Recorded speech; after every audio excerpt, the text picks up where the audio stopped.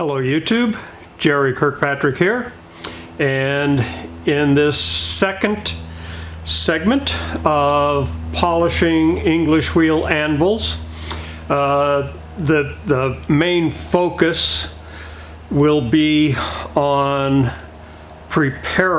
getting your English wheel anvils ready to be polished.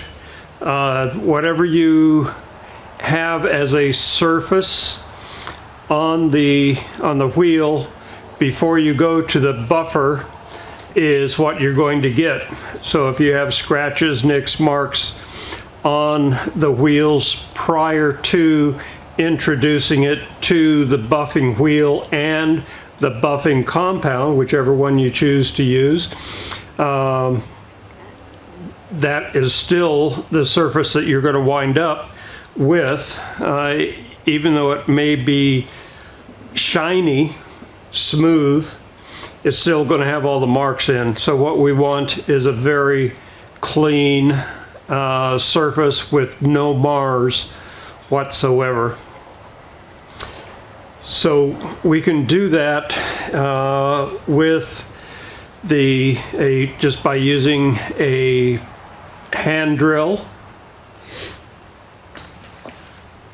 the air angle grinder, and also I'll be showing you how to do the first steps on the belt sander. The belt sander is still going to be fairly rough unless you use a very, very used belt before you go to either how we're going to do it in the vise or how we're going to do it on the drill press. So some of the materials that you can use to bring the wheels up to let's call it a smooth surface, not polished, we haven't got to that yet, but a very smooth surface, so when you do polish, the whole surface will be just like a mirror, and that's what we're heading towards. So some of the different materials that you can use to get your wheels to a very smooth surface. Mine just happened to have some rust on it. That's what started this whole exercise. But if you have wheels that have come from the manufacturer that have some flaws in them, these are some of the steps that you can take to get to a point where you can polish. So in the first portion of this two-part series, I did the prep work on the lathe, and in that I used just a old, very well used sanding sponge, and that way it would take on whatever contour I had of the different anvils. Some of them they go all the way up to a 2-inch radius all the way to flat. So with the sponginess of this, it will follow a contour. And then I went to 600 sandpaper, and then I went to 1000 sandpaper, and that got me very close to the surface that I wanted prior to going to the buffer. Some of the other items that you can use for bringing the piece up to a surface prior to buffing is just steel wool. You can use, this is number 1, and you want to finish up with the 4/0. You can use the sandpaper, emery cloth, whatever else you want to use, but try to wind up with the 4/0 steel wool.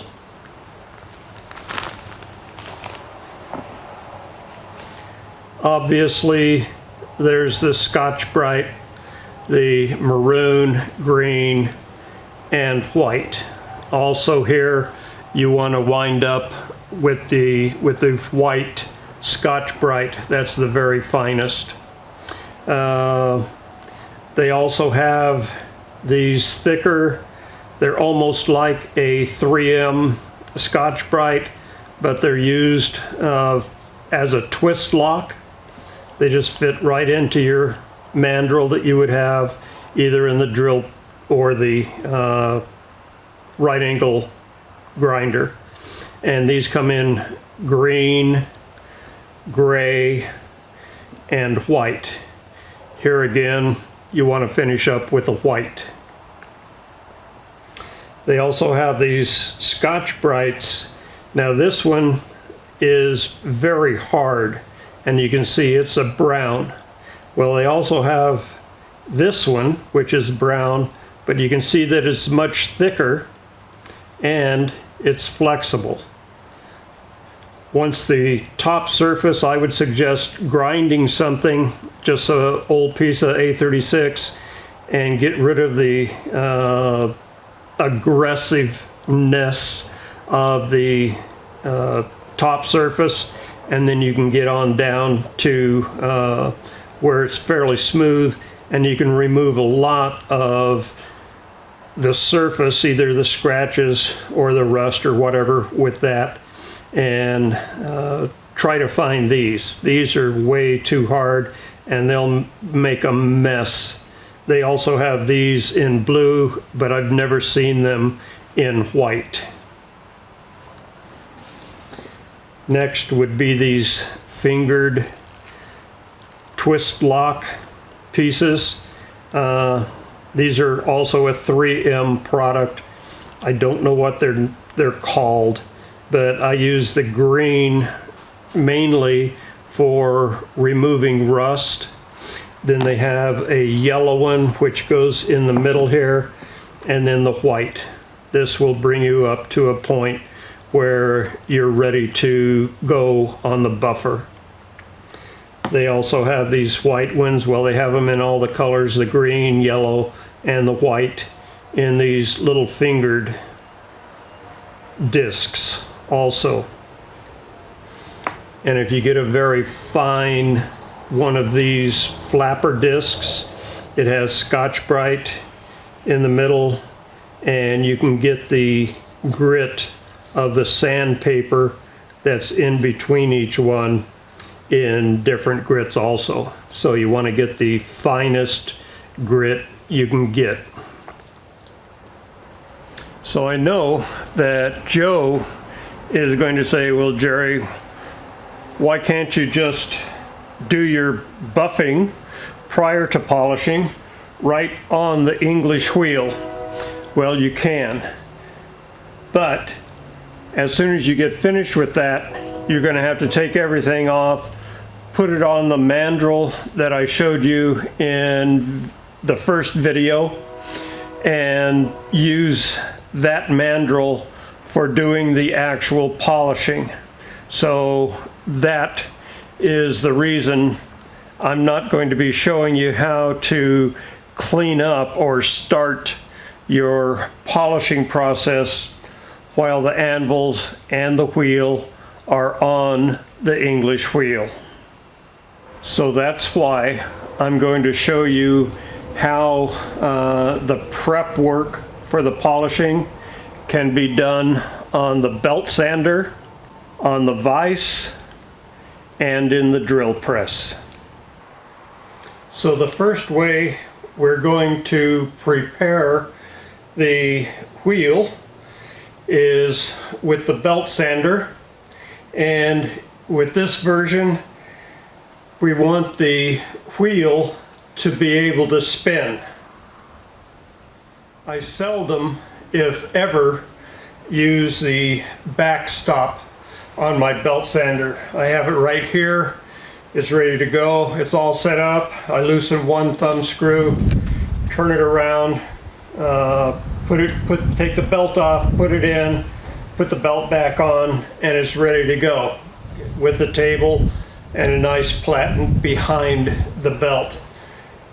I very seldom use it except for maybe radiusing a corner on a piece that I'm making. But I like having the flex in the belt. By using different belts, and as you can see here, I very seldom throw a belt away. I only get 36 and 80 belts and then keep using them. I've got almost every grit that you can think of in this mess. But another thing I do is I cut them very narrow so I can follow a contour, especially inside contours. I've even got them smaller than this, I'm sure, in here somewhere. I also keep them, if they break, this one is still fairly coarse, so I can use this on my lathe. Different ones, I have many of them in here that are broken, and they are all at different grit levels. So right here is a brand new one. I've only used that once. This one here is an 80 grit that I've only used 3 or 4 times. But somewhere in here, like this one right here, you can see the line down there. This is almost down to the cloth. Even this one is better. Somewhere in here, in fact, I think I'm going to use this one or this one, that will start removing the rust and preparing, getting me close to a surface that I'm looking for. I know either one of these will not harm the surface, but it will remove the rust. So I've put a very fine sanding belt on here. You can probably see the rust portion right here, almost nothing here. And I'm going to use the speed of the belt to turn the die, and just like I showed you in the first video, the way I will control the speed at which the die spins is by changing the angle of how it is placed against the belt.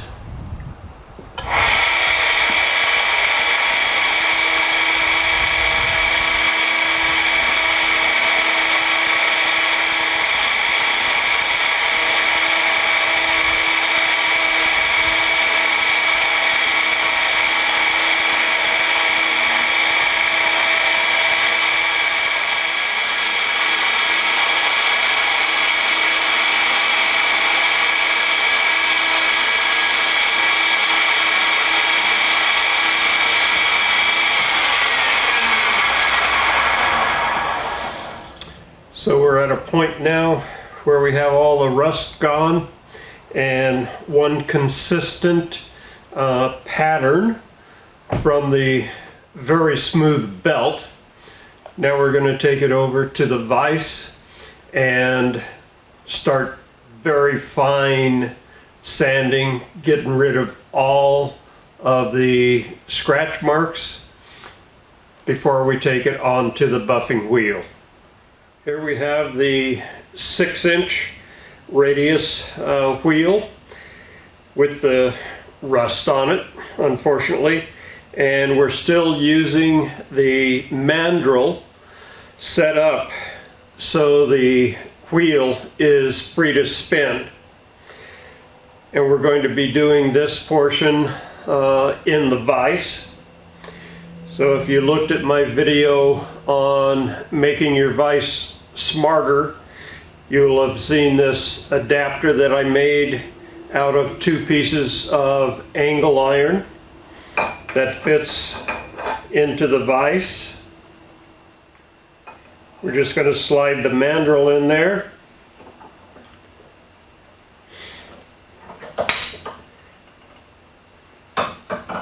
Tighten that up. Now the wheel is free to spin, and with this you can use either your electric drill or your air tool. So the first thing we're going to use is this green twist lock. It's kind of a soft pad Scotch-Brite, and the die is free to spin.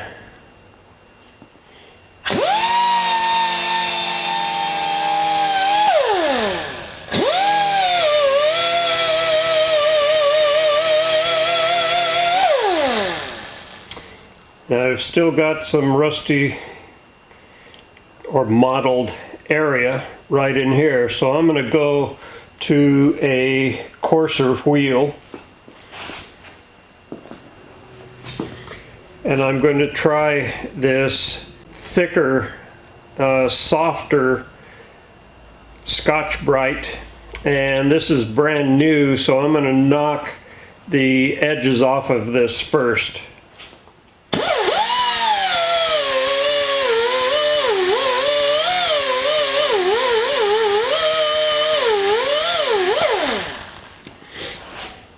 Oh yeah, just by hitting that on this angle iron just for a very short while, that really knocked off the larger grits that I could feel when it was brand new.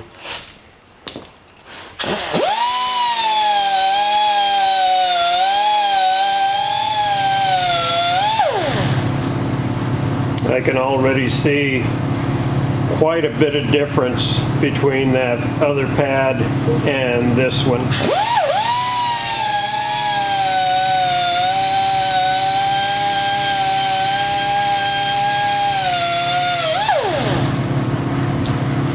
Let's try that green fingered Scotch-Brite. So this is the most aggressive.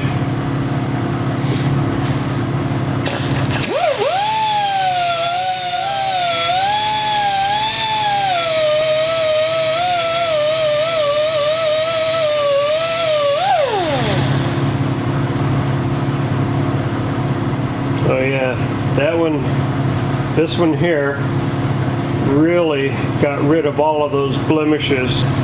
So of the 3 that we've used so far, this one is what I believe I will be using on all of the other dies that I've got left. It does leave some very light scratches. Let me get one continuous surface on here, and then we'll put the white one on.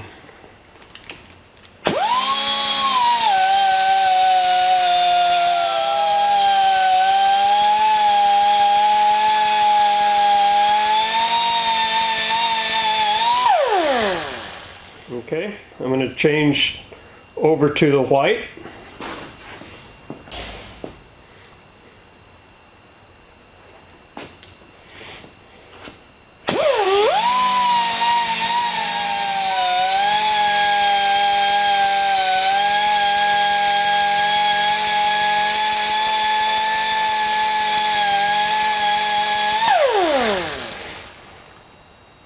All right, that is very, very smooth.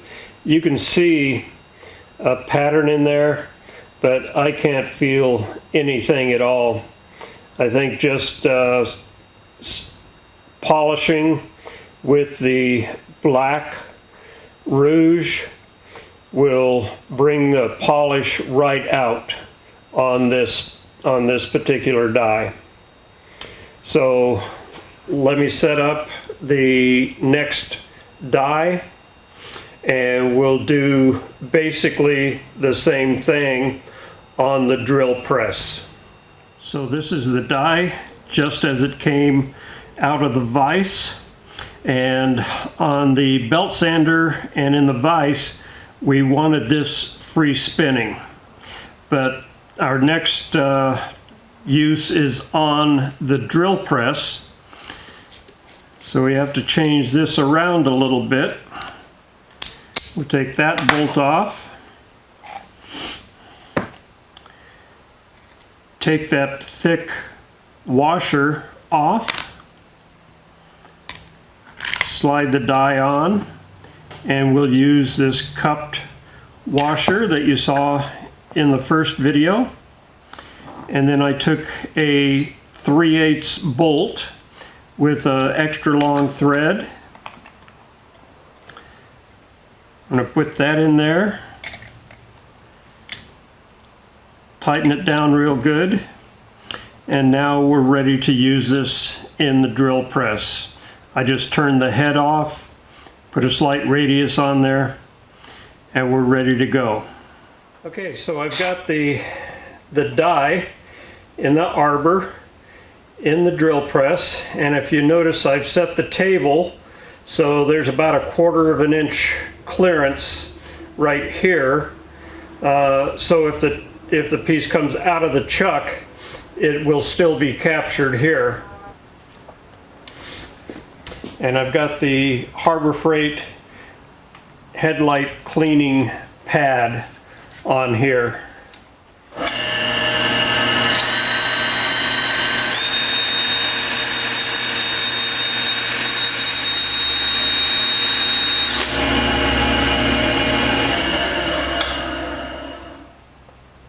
To tell you the truth, that's really not that bad.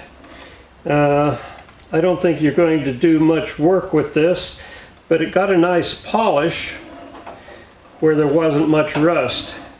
But you can see right in these areas here, we're going to need something a little bit more aggressive. So I'm going to go to the green 3M fingered things.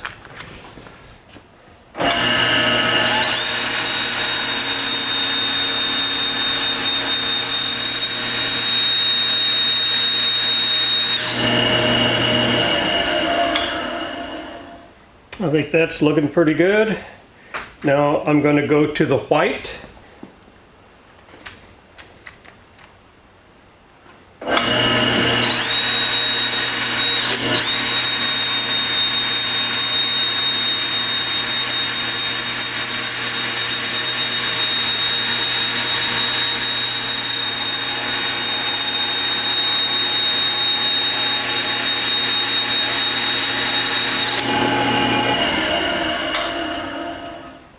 Looking pretty good.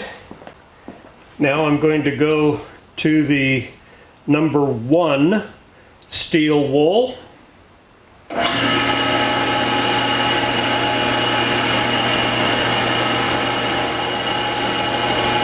sure I get around the corners. We don't want to leave any marks in the piece that we're wheeling.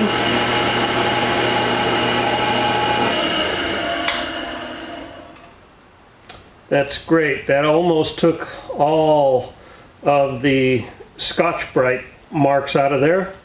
Now I'm going to go to the 4/0. I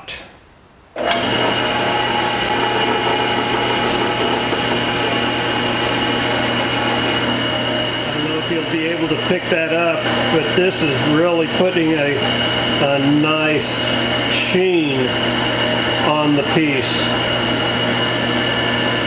I think if you go all the way to the 4/0 steel wool, you'll be at a point where you can go right straight to the buffer.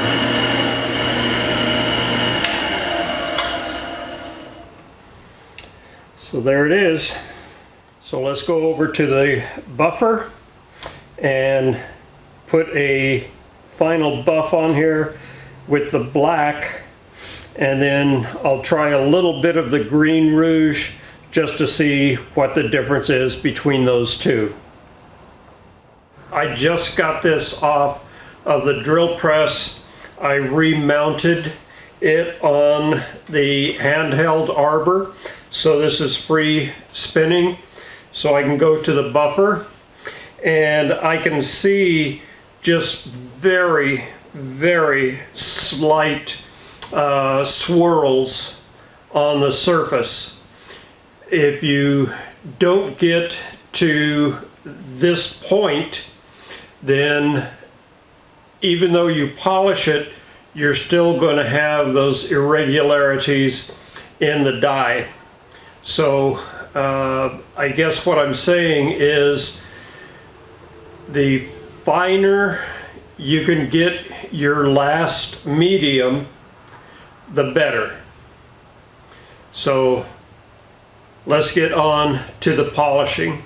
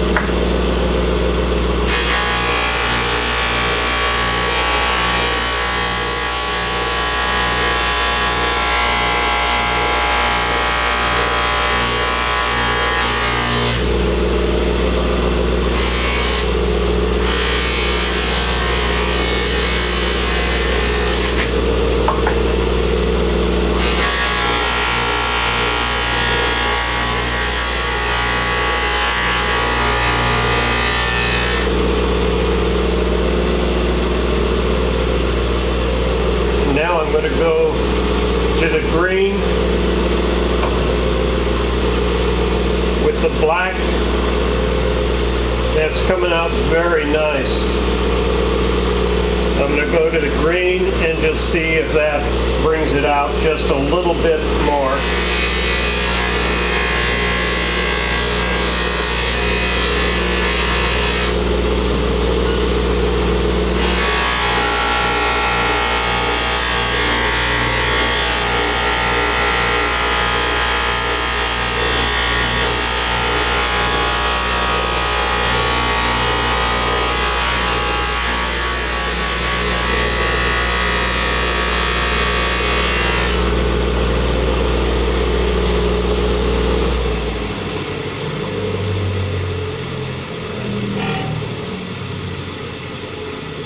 And yes, I would say the black brought it to a very nice smooth surface, and then going to the green just made it that much better.